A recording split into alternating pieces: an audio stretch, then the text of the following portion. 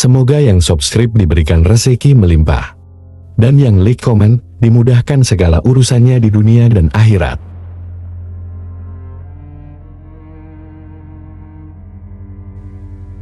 Di sebuah desa terpencil di Jawa Tengah, terdapat kisah kelam yang hanya dibicarakan dengan bisik-bisik di kalangan penduduk setempat.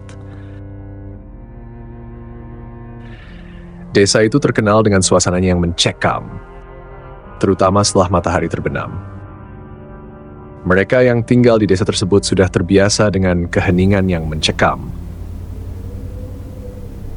Angin malam yang dingin, dan bayangan-bayangan gelap yang seolah mengintai dari balik pepohonan.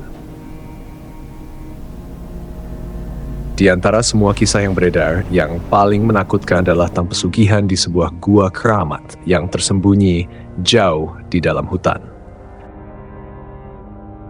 Konon, siapapun yang nekat masuk ke dalam gua itu dan melakukan ritual tertentu akan memperoleh kekayaan yang luar biasa.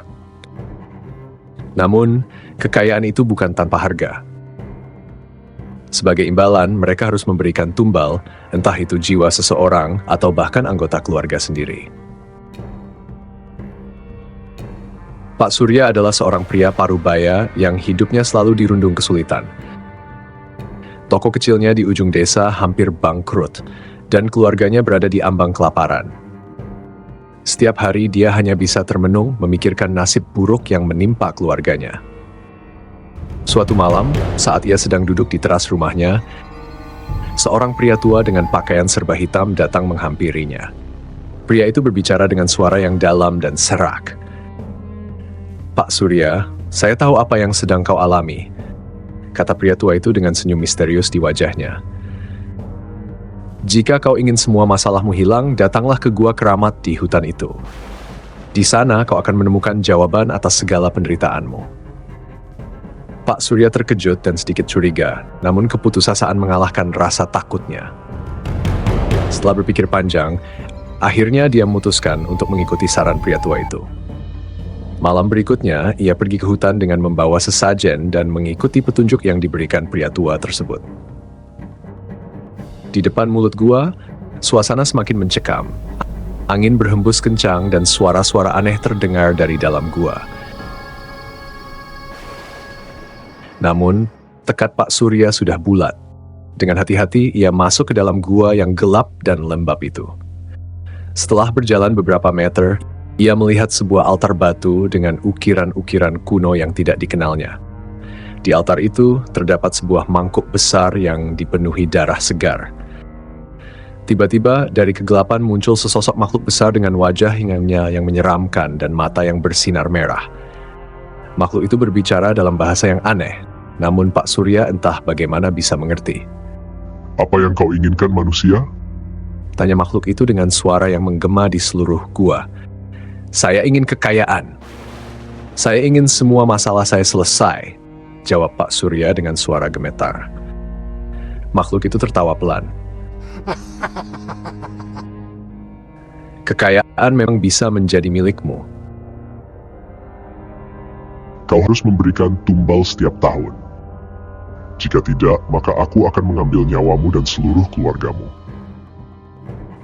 Dengan rasa takut namun juga serakah, Pak Surya menyetujui perjanjian itu. Setelah menyelesaikan ritual, ia pulang dengan perasaan lega, namun juga dihantui oleh konsekuensi dari perjanjiannya. Tak lama setelah perjanjian itu, hidup Pak Surya berubah drastis. Toko kecilnya tiba-tiba ramai pembeli dan kekayaannya bertambah setiap hari. Ia mampu membeli tanah yang luas, membangun rumah besar, dan hidup dalam kemewahan. Namun, kebahagiaan itu tidak berlangsung lama. Setiap tahun, Pak Surya harus memenuhi syarat perjanjian dengan memberikan tumbal.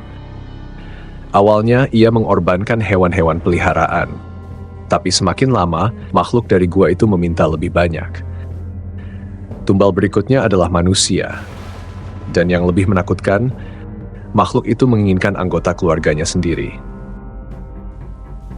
Pak Surya mulai kehilangan akal sehatnya. Setiap tahun, rasa takut dan kutukan semakin besar. Tetapi ia juga tidak bisa lari dari kekayaan yang telah mengikatnya. Suatu malam, ketika ia sedang tidur, ia mendengar bisikan-bisikan di telinganya. Bayangan-bayangan gelap mulai menghantui rumahnya, dan ia sering melihat sosok-sosok menyeramkan di sekitarnya. Kehidupannya berubah menjadi mimpi buruk. Istri dan anak-anaknya mulai sakit-sakitan dan meninggal satu persatu.